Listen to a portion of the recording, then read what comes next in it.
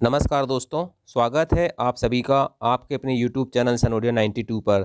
दोस्तों, आज के इस वीडियो में हम पढ़ने वाले हैं जीके यानी कि जनरल नॉलेज सामान्य ज्ञान के अति महत्वपूर्ण टॉप 50 प्रश्न, जिसमें आपको दोस्तों इतिहास, भूगोल, संविधान, अर्थशास्त्र, कला एवं संस्कृति, विविध खेल और करंट अफेयर्स सभी टॉपिक के क्वेश्चन देखने को मिलेंगे। चलिए दोस्तों, शुरुआत करते हैं क्वेश्चन नंबर 1 से।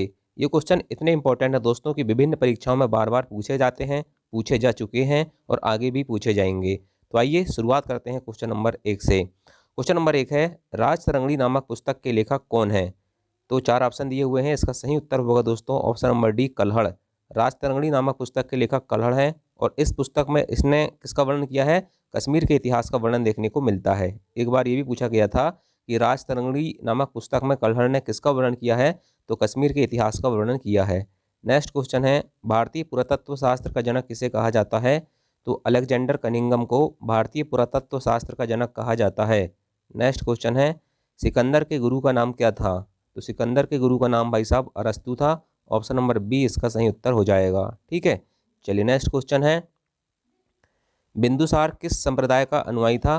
तो बिंदुसार आजीवक संप्रदाय का अनुयायी था। ऑप्शन नंबर डी इसका सही उत्तर हो जाएगा।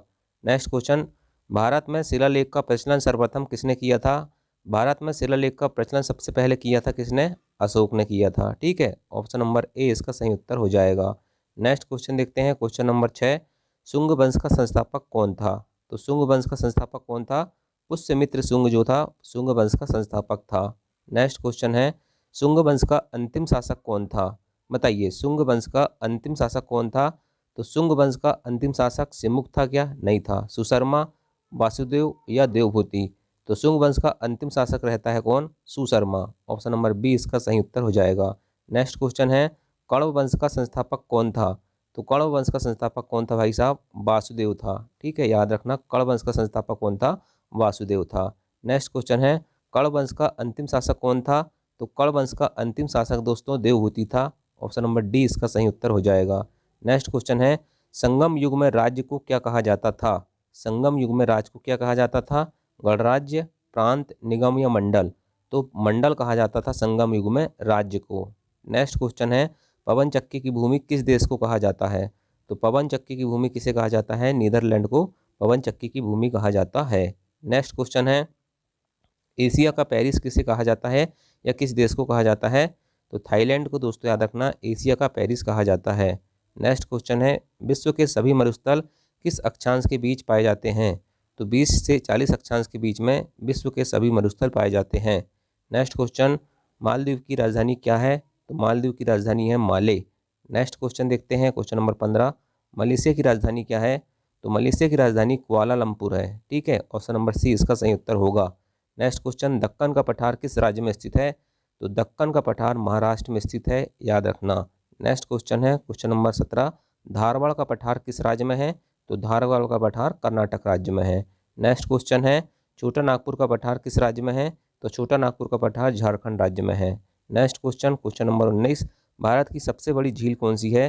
तो भारत की सबसे बड़ी झील है दोस्तों याद रखना, चिल्का झील। क्या है? चिल्का झील।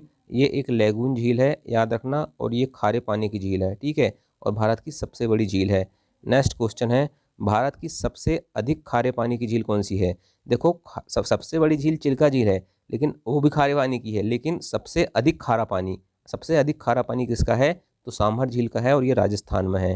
नेक्स्ट क्वेश्चन देखते हैं, भारत की सबसे बड़ी मीठे पानी की झील कौन सी है? तो बूलर झील जम्मू कश्मीर में स्थित है, ये भारत की सबसे बड़ी मीठे पानी की झील है। नेक्स्ट, ज्वालामुखी उद्गार से बनी एकमात्र झील कौन सी है? तो लोनार झील महाराष्ट्र में है, याद रखना, ये ज्वालामुखी उद्गार से बनी एकमात्र झील है। नेक्स्ट क्वेश्चन, भारत का सबसे ऊंचा जलप्रपात कौन सा है? वाटरफॉल कौन सा है? तो कुंचिकल जलप्रपात, ये बराही नदी पर है। ठीक है, और कर्नाटक राज्य में स्थित है, भारत का सबसे ऊंचा जलप्रपात है। नेक्स्ट क्वेश्चन, भारत का सबसे चौड़ा जलप्रपात कौन सा है? तो चित्रकूट जलप्रपात जो है भारत का सबसे चौड़ा है। ठीक है, इसे भारत का नियाग्रा जलप्रपात भी कहते हैं, इस चीज़ को याद रखना थोड़ा। नेक्स्ट क्वेश्चन है, विटीकल्चर का संबंध किससे है? तो विटीकल्चर का संबंध अंगूर की खेती से है, विटीकल्चर का संबंध। नेक्स्ट क्वेश्चन, 10वीं अनुसूची का संबंध किससे है? तो दल बदल से 10वीं अनुसूची, द से दल बदल और द से 10, दोनों चीज़ याद रखना। नेक्स्ट क्वेश्चन है, संवैधानिक उपचारों के अधिकार को किसने संविधान की आत्मा कहा है? तो भीमराव अंबेडकर जो है दोस्तों याद रखना, इन्होंने कहा था संवैधानिक उपचारों के अधिकार को संविधान की आत्मा।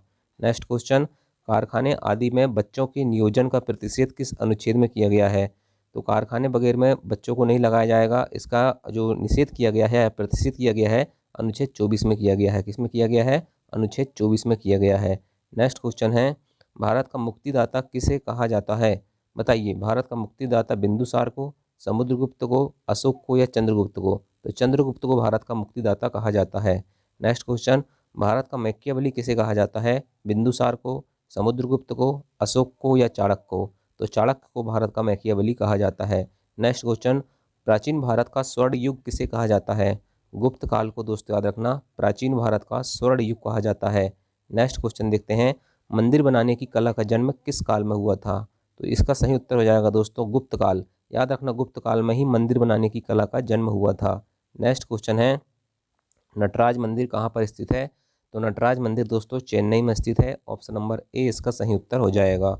नेक्स्ट क्वेश्चन है, मीनाक्षी मंदिर कहाँ पर स्थित है? तो मदुरई में दोस्तों याद रखना मीनाक्षी मंदिर है। मदुरई कहाँ पर है, किस राज्य में है, कमेंट करके आप बता देना। ठीक है, चलिए नेक्स्ट क्वेश्चन, पुराणों का अध्ययन करने वाला प्रथम मुसलमान कौन था? तो पुराणों का अध्ययन करने वाला प्रथम मुसलमान था अल बरूनी। कौन था? अल बरूनी था। ठीक है, चलिए नेक्स्ट क्वेश्चन, डाक प्रथा का प्रचलन किसने किया था? तो शेर शाह ने डाक प्रथा का प्रचलन किया था। नेक्स्ट क्वेश्चन है, शिवाजी के आध्यात्मिक गुरु कौन थे? तो शिवाजी के आध्यात्मिक गुरु थे भाई साहब रामदास। कौन थे? रामदास जो थे शिवाजी के आध्यात्मिक गुरु थे। नेक्स्ट क्वेश्चन, धन विधेयक परिभाषित है? तो धन विधेयक को परिभाषित किया गया है अनुच्छेद 110 में। किसमें किया गया है? अनुच्छेद 110 में। नेक्स्ट क्वेश्चन है, वित्त विधेयक परिभाषित है? अनुच्छेद 117 में वित्त विधेयक परिभाषित है। नेक्स्ट क्वेश्चन है, भारत के प्रथम मुख्य चुनाव आयुक्त कौन थे? तो सुकुमार सेन भारत के प्रथम मुख्य चुनाव आयुक्त थे। नेक्स्ट क्वेश्चन, रंगास्वामी कप का संबंध किस खेल से है? तो हॉकी से है रंगास्वामी कप का संबंध। नेक्स्ट क्वेश्चन, संतोष ट्रॉफी का संबंध किस खेल से है? तो संतोष ट्रॉफी फुटबॉल से संबंधित है। ठीक है, चलिए नेक्स्ट क्वेश्चन, रणजी ट्रॉफी का संबंध किस खेल से है? तो क्रिकेट से है रणजी ट्रॉफी का संबंध। नेक्स्ट क्वेश्चन, वाटर पोलो में एक टीम में कितने खिलाड़ी होते हैं? तो वाटर पोलो में भाई साहब 7 खिलाड़ी होते हैं। नेक्स्ट क्वेश्चन, नेटबॉल में एक टीम में कितने खिलाड़ी होते हैं? तो नेटबॉल में भी 7 ही होते हैं। ठीक है, चलिए नेक्स्ट क्वेश्चन, कबड्डी में एक टीम में कितने खिलाड़ी होते हैं? तो कबड्डी में भी 7 होते हैं। वाटर पोलो, नेटबॉल और कबड्डी तीनों खेल में 7 खिलाड़ी होते हैं, इस चीज़ को याद रखना। नेक्स्ट क्वेश्चन, यूएसए का राष्ट्रीय खेल क्या है? यूएसए का राष्ट्रीय खेल बेसबॉल है। नेक्स्ट क्वेश्चन, स्पेन का राष्ट्रीय खेल क्या है? स्पेन का हो जाएगा आपका सांड युद्ध। ठीक है, चलिए नेक्स्ट क्वेश्चन, कनाडा का राष्ट्रीय खेल क्या है? आइस हॉकी है। ठीक है, और आज का अंतिम सवाल है, पाकिस्तान का राष्ट्रीय खेल क्या है? ठीक है, तो हॉकी जो है पाकिस्तान का राष्ट्रीय खेल है। तो ये 50 क्वेश्चन हो गए हैं दोस्तों। ठीक है, 50 में से आपसे कितने बने हैं ये आप कमेंट करके बता सकते हैं। और एक सवाल का जवाब कमेंट करके जरूर बताना कि आर्य समाज की स्थापना किसने की थी, ये आपको बताना है, और कब की थी ये कमेंट करके आप मुझे बताएंगे। थैंक यू, जय हिंद, जय भारत।